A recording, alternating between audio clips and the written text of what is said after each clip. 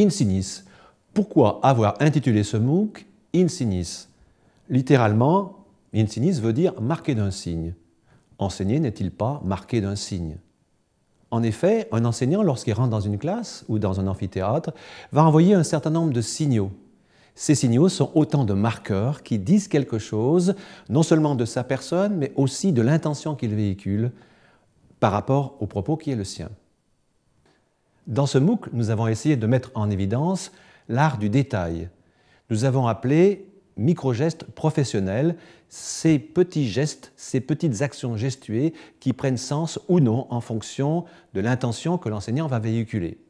Nous l'avons vu au niveau de la posture, nous l'avons vu au niveau de la voix, nous l'avons vu au niveau du regard, du positionnement.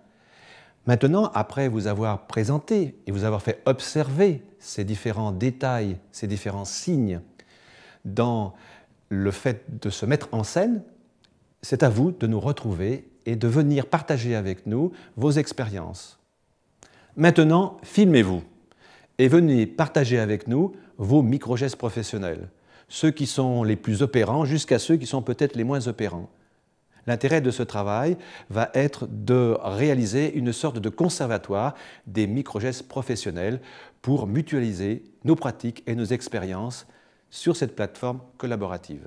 C'est pour ça que j'ai demandé à Christophe Battier, directeur technique du service ICAP, de venir vous dire comment faire pour déposer vos enregistrements vidéo sur la plateforme du MOOC. Voilà, j'arrive, mon Jean, tu as besoin de moi, je suis là. Donc, pour déposer des vidéos, déjà, il faut avoir l'autorisation de faire des vidéos. Toi qui as tourné en classe, comment tu as fait déjà pour avoir des autorisations de tournage en classe? Alors, soit on est dans le premier degré, à ce moment-là, il faut demander à l'IEN la permission de pouvoir tourner ces vidéos. Et si on est dans le second degré, il suffit de faire mettre un mot dans le carnet de correspondance. Et en général, il n'y a pas de souci et tout marche pour le mieux. En formation continue dans les universités, il suffit d'avoir l'autorisation des étudiants qui sont majeurs. Donc ça, c'est la première chose. Ensuite, d'un point de vue technique, une fois que vous avez vidéo, comment faire les vidéos?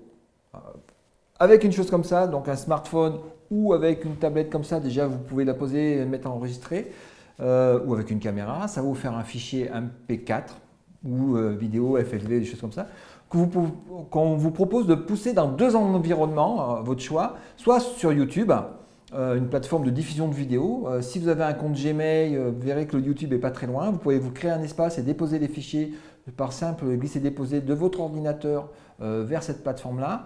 Vous n'êtes pas obligé de les mettre publics. Vous pouvez gérer la confidentialité de la diffusion. C'est-à-dire soit les répertorier sur YouTube, tout le monde va la voir, soit vous envoyez à Jean dans le MOOC, on aura un espace pour ça dans un wiki, le lien pour aller voir la vidéo.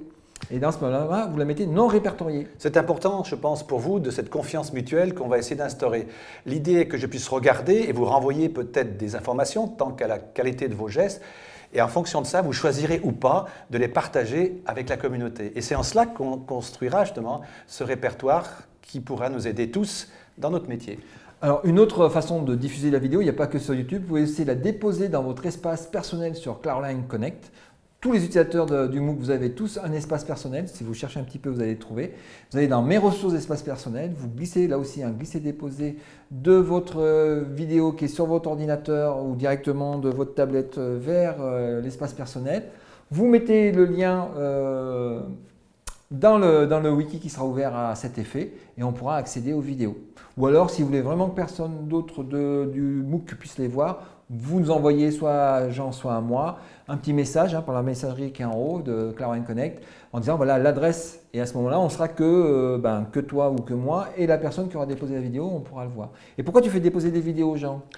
L'idée de déposer des vidéos, c'est ce que j'ai expliqué dans ce 8e module, c'est de mutualiser tout ça et de changer peut-être la vision de la formation. Depuis 35 ans que je fais de la formation, on reproche souvent sur le côté théorique et autres. Je dis on a aussi ce qu'on mérite et que nous avons tous ce qu'on mérite. C'est-à-dire si on est capable d'ouvrir un espace interactif comme ça, eh bien, la formation aura encore plus de sens. Enfin, on vous remercie, je te remercie de nous avoir permis de réaliser ce MOOC qui est au service de tous. C'est déjà fini? Je crois, Christophe. Bon, alors contribuez, on va continuer par le partage. Merci, à la prochaine.